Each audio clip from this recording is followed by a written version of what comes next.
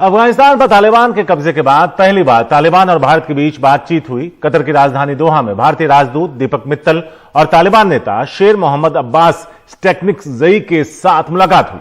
यह मुलाकात दोहा में भारतीय राजदूत में हुई, दूतावास में हुई। विदेश मंत्रालय के बयान के मुताबिक मुलाकात का अनुरोध तालिबान की तरफ से आया था। उमा शंकर सिंह हैं इस बारे में ज्यादा बात करने के लिए। उमा, मुलाकात तो हुई, क्या क्या बात हुई? पहला, इसी से जुड़ा एक और सवाल था कि भारत अब तक बचता रहा था इस बातचीत से। तालिबान ने कई तरह के भरोसे दिए हैं, लेकिन इतिहास गवाह है कि क्या उन पर भरोसा किया जाए?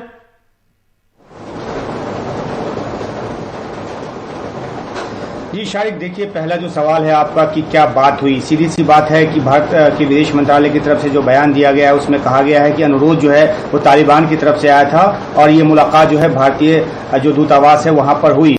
जो फोकस की बात है, 3 मुख्य फोकस रहे इस बातचीत में, जिसमें भारत ने तालिबान को ये कहा कि जो भारतीय अफगानिस्तान में रह गए हैं उनकी सुरक्षित वापसी सुनिश्चित करे तालिबान।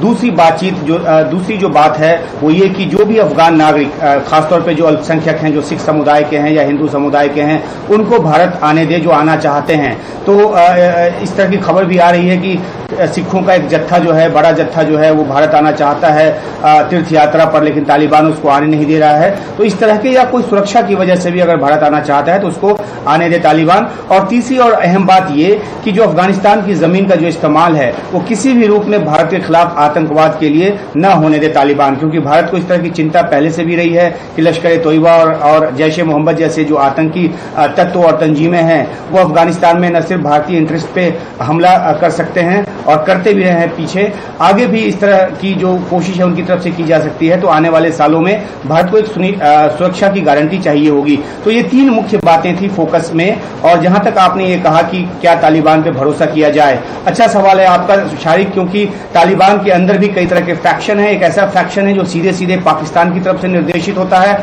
जिसको कि हक्कानी नेटवर्क के तौर पे भी जानते हैं, और पाकिस्तान कभी नहीं चाहेगा कि तालिबान और भारत के बीच के संबंध जो हैं अच्छे हों। वो अपने उन तत्वों का प्रयोग करेगा ताकि ये इस तरह की जो बातचीत है वो पटरी पे न चढ़ पाए। और जानकारी ये भी है कि हक्कानी जो नेटवर्क है उसका अपना एक इंटरेस्ट है जो कि पाकिस्तान से पोषित होता है। वो कई तरह की शर्तें चाहेगा भारत के ऊपर रखना, अगर भारत की कुछ शर्तें हैं तो आने वाले दिनों में देखना है कि स्टेकनिकज़ई ने जो अप्रोच किया है, पहले आपको याद होगा शारिक की स्टेकनिकज़ई ने अपने संपर्क सूत्रों के जरिए भारत को ये संदेश भेजा था कि अपने राजनयिकों को भारत से न निकाले। और ये जो एक आउटरीच के तहत किया गया के तहत की गई कोशिश थी, हालांकि भारत ने पुराने इतिहास को देखते हुए इनकी बात को गंभीरता से नहीं लिया था। बाद में एक वीडियो मैसेज भी जारी किया था जिसमें भारत का जिक्र करते हुए संबंधों की अहमियत बताई थी स्टेकनिकज़ई ने, और अब सीधी मुलाकात की है भारत के जो दोहा में राजदूत हैं उनसे। तो जाहिर सी बात है कि तालिबान अपनी तरफ से आउटरीच की कोशिश कर रहा है, लेकिन उसको देखना होगा कि उसके अंदर के जो अपने फैक्शंस हैं उसमें किस तरह के विरोधाभास हैं, और भारत के साथ अगर किसी तरह की औपचारिक बातचीत की प्रक्रिया आगे बढ़ती है तो उन तत्वों का जो पाकिस्तान से निर्देशित होते हैं उनकी क्या भूमिका होती है, और वो किस तरह से इसको डिरेल करने की कोशिश करते हैं, अपनी शर्तों के साथ आगे बढ़ने की कोशिश करते हैं। ये देखने वाली बात है जो आगे आने वाले समय में देखा जाएगा। शारिक, शुक्रिया उमा, यह बताने के लिए कि क्या कुछ बात हुई और आगे क्या कितना भरोसा किया जा सकता है तालिबान पर, उसके इस सकारात्मक रुख दिखाने के बाद।